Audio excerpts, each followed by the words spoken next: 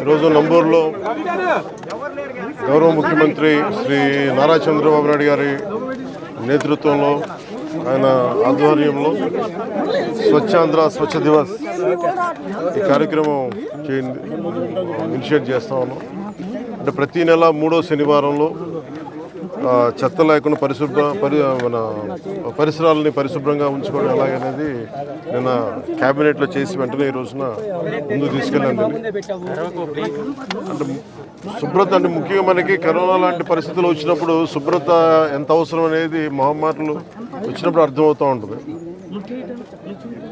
ఒకవైపు 2047లో అద్భుతంగా భారతదేశం ముందుకెళ్ళాలి, ఆంధ్రప్రదేశ్ ఎదగాలనుకున్న దాంట్లో చాలా కీలకమైంది పరిశుభ్రత. ఆ పరిశుభ్రతని కల్చర్ అవ్వాలనేది ముఖ్యమంత్రి గారి ఆలోచన. ఇది కేవలం ఒకళ్ళిద్దరు చేసి క్లాప్ మిత్రాలు లేదంటే మనం మన చెత్తను బయటపడేయటం కాదు. బాధ్యతగా ప్రతి ఒక్కళ్ళు కూడా సోర్స్ నుంచే దాన్ని సపరేట్ చేసే విధానం.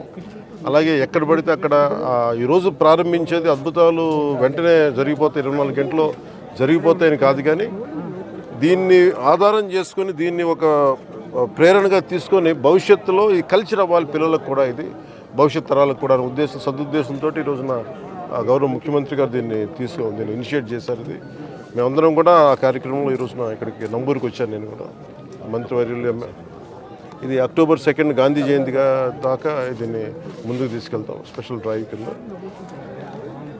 ఈ సందర్భంలో నేను ప్రతి ఒక్కరిని కోరుకునేది కూడా మన ఈ చెత్త నుంచి సంపదని సృష్టించేది అలా సర్క్యులర్ ఎకానమీ. అంటే ఈరోజు మనం చూస్తే మనం ఏదైతే మనం తినిపడేసిన వ్యర్థాలు అయితే ఏవైతే ఉన్నాయో ఒక్కొక్కటి చూస్తూ ఉంటే ఒక్కొక్కటి చెత్తని కూడా చూస్తే ఒక్కొక్కటి కిలో 15 రూపాయలకి అమ్మగలిగి దాని నుంచి వర్మీ కంపోస్ట్ తయారు చేయడం, రకరకాల సంపదని సృష్టించే మార్గాలు చాలా ఉన్నాయి. అవన్నీ పర్యవేక్షించాము ఇవన్నీ.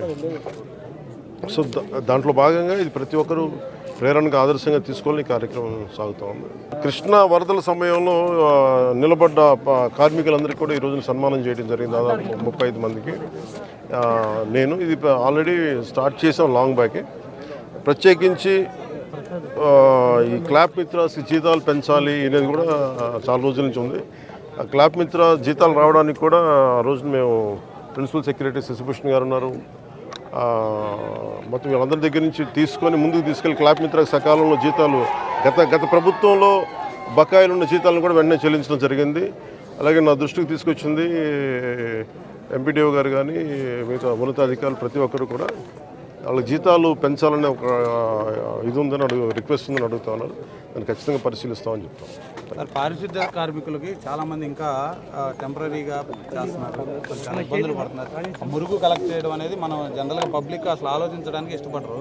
అలాంటి మురుగును వాళ్ళు డైలీ కలెక్ట్ చేసి గ్రామాలు చూపుతున్నారు. వాళ్ళ సమస్యల పరిష్కారం విధంగా ప్రత్యేకించి ఇది నాకు పంచాయతీరాజ్ స్థాయిలో వచ్చేయని నేను చేయగలుగుతాను. తర్వాత క్యాబినెట్లో ఒకసారి దీని మీద అంటే ఒకసారి క్షేత్రస్థాయిలో పరిశీలించాలి. ఇది అంటే క్షేత్రస్థాయిలో ఒక పరిశీలించి ఇప్పుడు వచ్చి కూర్చొని అంటే కొన్నిసార్లు పనులు చేసేటప్పుడు దాని పర్యవేక్షణ, అలాగనే నాకు కొంత క్షేత్రస్థాయి పరిశీలన అవగాహన, దాని మీద ఒక పరిష్కారాలకు మనం బలంగా వెళ్ళచ్చు.